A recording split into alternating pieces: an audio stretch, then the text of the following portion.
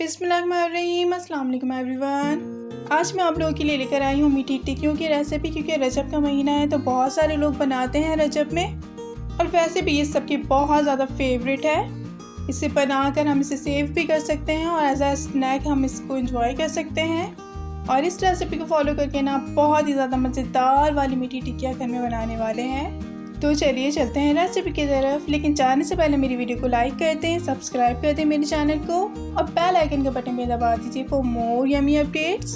तो इसके लिए 500 ग्राम मैंने मैदा लिया, इसको छान कर रख लिया है। सूजी जाएगी 250 ग्राम, पिसी हुई चीनी जाएगी 250 ग्राम, 5 से 6 चम्मच जाएंगे घी, उसको मेल्ट कर लेना, हल्का सा वार्म करना है। पिसा हुआ कोपरा जाएगा हाफ कप, सफ़ेद तेल जाएंगे 5-6 टेबल स्पून, आप अपनी मर्जी से इसको ऊपर नीचे कर सकते हैं।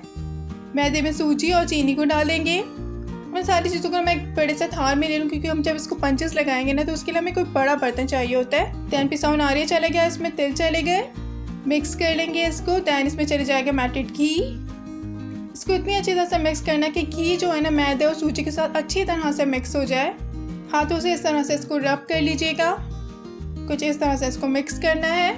दैन ये 1 कप मिल्क है मेरे पास, इसको मैंने हल्का सा गर्म कर लिया, नीम गर्म है।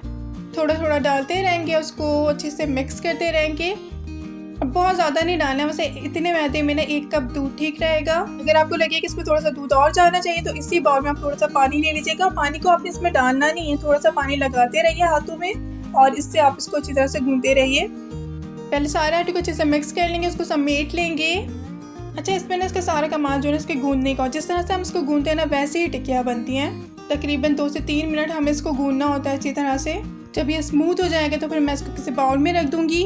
दैन इसे कवर कर देंगे, इसको कवर ज़रूर करना है, हवा लगने से ख़राब हो जाती है इसकी डो। फ्रिज में नहीं रखना है आपने, अगर आपको फ़ौरन नहीं बनाना तो फ्रिज में आप घी लगा कर ही रखिएगा इसमें। दैन मैंने थोड़ा सा डो लिया, थोड़ा सा नीट करके मैंने इसको स्मूथ कर लिया। दैन मैंने सफ़ेद तेल ना ऊपर से इसमें लगाया, पेड़े में लगा लिया, पहले हाथों से इसको प्रेस कर लिया। दैन इसको बेल लेंगे, क्योंकि मुझे ज़्यादा अच्छे लगते हैं सफ़ेद तेल, और फ्राई करने के बाद जो उसकी शक्ल आती है ना बहुत अच्छी लगती है। दैन ये मेरे पास कटर है, आप कोई भी ग्लास ले लीजिएगा, किसी भी बॉटल का कैप ले लीजिएगा। इस तरह से मैं इसको कट कर लूँगी।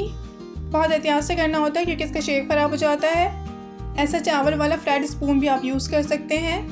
अच्छा, मेरे पास और भी कटर्स थे तो मैं और छोटे छोटे से बना रही हूँ। इसी तरह से सारी टिक्कियाँ मैं बना लूँगी, और जो आटा बचता जाएगा उसकी भी इसी तरह से सारी टिक्कियाँ बना लूँगी। ये घी है, अच्छा घी में ही टिक्कियाँ फ्राई होती हैं, उसी से इसका टेस्ट जो है ना बहुत अच्छा सा आता है। लो फ्लेम पर मैंने घी को गर्म किया। जब बहुत ज़्यादा तेज़ गर्म नहीं होना चाहिए, लेकिन गर्म भी होना चाहिए, ऐसा हो कि आपको फील हो रहा है कि अब गर्म हो चुका है।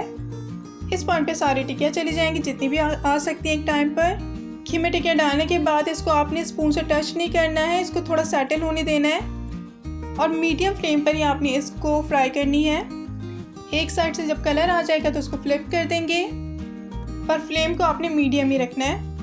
तकरीबन 1 से 2 मिनट लगेंगे आपको एक साइड से फ्राई करने में। एक साइड से जब कलर आ गया तो उसको फ्लिप कर दिया, दूसरी साइड से भी इसी तरह का कलर आने तक इसको फ्राई कर लेंगे, और टिक्कियाँ हमारी रेडी हो जाएंगी। इसी तरह से सारे टिक्कियों को फ्राई कर लेंगे।